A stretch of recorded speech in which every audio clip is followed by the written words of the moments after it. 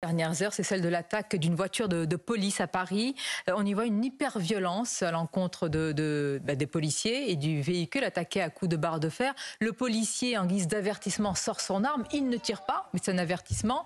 Et Sandrine Rousseau a pointé la gravité du geste du policier. Comment vous analysez cette sorte d'inversion aujourd'hui des choses et des valeurs? Je crois que vous posez tout à fait la question. Très bien, c'est comme ça qu'il faut le dire les choses. C'est-à-dire tout est inversé. Et on voit très bien d'ailleurs la peur. La peur. Vous regardez cette manif idiote. Hein, ce sont des gosses de riches qui s'amusent, ils font la guerre. Je pense qu'il faudrait peut-être réinventer le service militaire et puis les envoyer. Vous verrez ce que c'est la vraie guerre. Là, ils ont affaire à une police... qui n'a rien à voir avec la police des pays qu'ils célèbrent, le Venezuela, j'imagine, toutes ces dictatures qu'ils adorent. Donc ces Black Blocs, c'est vraiment, pour moi, c'est un peu la lie de la jeunesse. Bon. D'une partie de la jeunesse. D'une partie de la jeunesse. Vous avez raison, vous avez raison. C'est pour ça que c'est la lie, c'est la jeunesse. Bon, je ne mélange pas les deux. Mais qu'est-ce qui s'est passé là? Vous voyez très bien, la peur, elle est du côté de la police. Vous avez une voiture qui fuit. Et vous avez derrière des types avec des barres de fer. Et combien de livres intitulés Quand la peur va changer de camp? Oui, donc, je pense pas du tout, elle s'installe dans le camp de la police. Voilà, il faudrait que la peur elle change de camp. Parce que, et vous voyez bien, ils arrivent pour manifester, ils viennent là pour casser du flic, et il faudrait les laisser casser du flic. Parce qu'est-ce qu'elle est devenue, Sandrine Rousseau?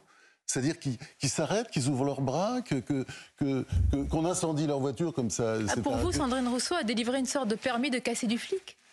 Apparemment, je veux dire, c'est tellement évident. Il n'a même pas le droit de servir son arme. À ce moment-là, s'il ne peut pas sortir son arme, il ne faut pas leur donner d'arme. Si vous voulez, tout ça, il y a une espèce de logique, on y va. Vous voyez très bien qu'un jour, il y aura un député, peut-être Sandrine Rousseau ou quelqu'un d'autre, qui dira, il faut mettre... Oui, par exemple, le refus d'obtempérer, un jour, il y a des gens qui nous diront, c'est un droit. Peu à peu, vous voyez, ça se multiplie et on trouve ça... C'est le seul pays au monde où si un policier vous demande de vous arrêter, on peut continuer. Mais comment on arrive à ce jour que vous dénoncez? Quelle est la logique? Est-ce qu'il y a aujourd'hui un discours qui nourrit, qui porte cette violence?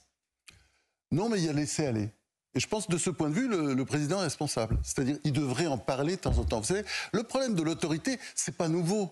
Hein? Ça s'effrite depuis des années. Oui, ça s'effrite. Mais regardez, il y a un texte du général de Gaulle, 1932, Le fil de l'épée. Livre formidable. Le fil de l'épée, c'est vraiment un très grand livre. Et regardez, il dit « Notre temps est dur pour l'autorité. Les mœurs la battent en brèche, les lois tendent à l'affaiblir. Heurtée d'en bas chaque fois qu'elle se montre, elle se prend à douter d'elle-même, tâtonne, s'exerce à contre-temps. Et alors, une pareille crise, pour générale qu'elle soit, ne saurait durer qu'un temps, parce que, comme il le dit, les hommes sont des animaux politiques et ils ont besoin d'être dirigés autant que de dormir, boire ou manger. Voilà, je crois que c'est 1932. Oui, mais alors, attendez, dans les années 30, c'était comme ça. Ça s'est repris après. C'est-à-dire, je pense qu'il ne faut pas voir le déclin que nous vivons aujourd'hui comme une pente fatale.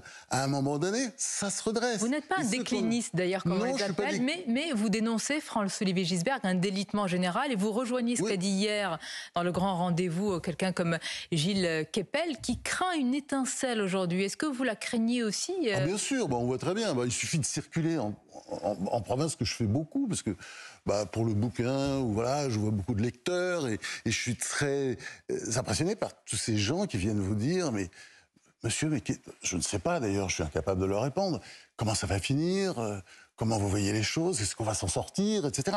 Il y a ce sentiment, donc c'est à ce sentiment qu'il faut répondre. Et je pense que notamment le rôle d'un président, c'est de faire en sorte que l'autorité, avec un grand A, soit rétablie partout. C'est important pour le pays.